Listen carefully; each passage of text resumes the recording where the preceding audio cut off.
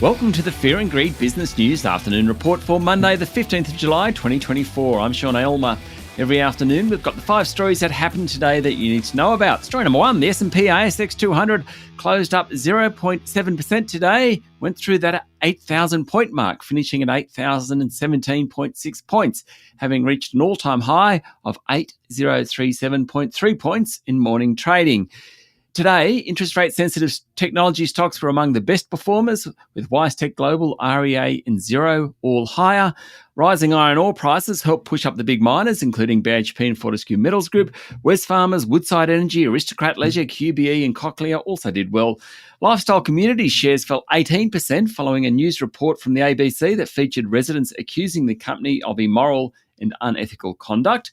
Aussie Broadband shares slumped 14% after it lowered earnings guidance for the 2025 financial year. The telco also said it would aggressively pursue customers at its larger rivals, including Telstra and Optus, with a new brand. Buddy Telco, it's called. It will offer significantly cheaper broadband services, according to Aussie Broadband.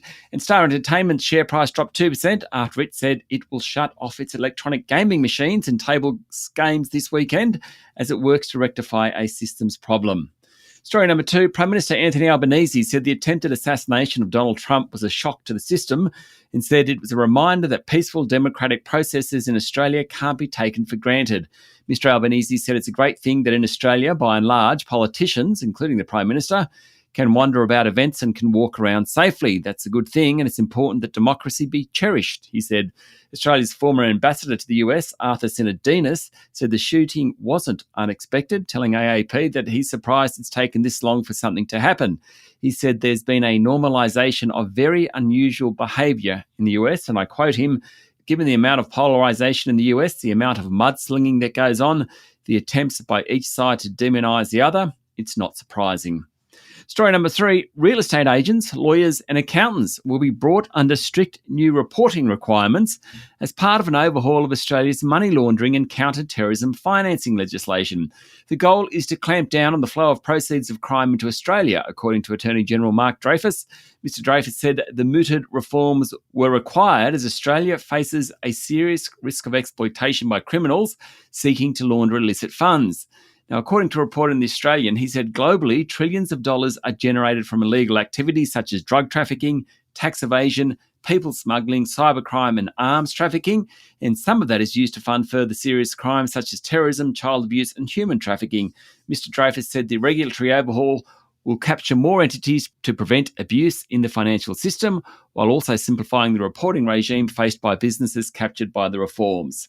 Story number 4, Victorian Premier Jacinta Allen will ask the federal government to exercise its powers under the Fair Work Act to potentially terminate all CFMEU enterprise bargaining agreements on Victorian construction sites.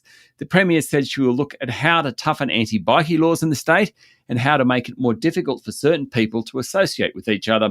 She slammed the state branch of the CFMEU for self-interested thuggery and said the rotten culture must be pulled out by the roots. Her comments came after Prime Minister Anthony Albanese flagged more action against the union after the Victorian division was placed into administration today. Mr Albanese said all options are on the table to deal with the renegade union. A 9-media investigation found that underworld figures had infiltrated major Victorian and New South Wales construction projects. The investigation prompted the resignation of union boss John Setka last Friday. And story number 5, China's economy grew at its slowest pace in 5 quarters during the June quarter as efforts to boost consumer spending fell short, piling pressure on Beijing to lift confidence at a twice-a-decade policy meeting this week. Gross domestic product expanded 4.7% in the second quarter from the same period a year earlier, coming in well below the median forecast. Retail sales rose at the slowest pace since December 2022, showing a flurry of government efforts to boost confidence have done little, according to Bloomberg. The National Bureau of Statistics said the growth slowdown in the second quarter was due to short-term factors such as extreme weather and rain downpours and floods. It also reflected insufficient domestic demand and clogged domestic circulation. Now, the figures come as President Xi Jinping fronts the third plenum meeting. That's all about setting major economic and political policies for the coming years. That's it for the afternoon report for Monday, the 15th of July, 2024. Don't forget to hit follow on the podcast and find Fear and Greed on LinkedIn, Instagram, X, TikTok and Facebook. Join Julian King and I tomorrow morning for the Fast 5 by Fear and Greed, the top 5 business stories you need to know in just 5 minutes. I'm Sean Aylmer. Enjoy your evening.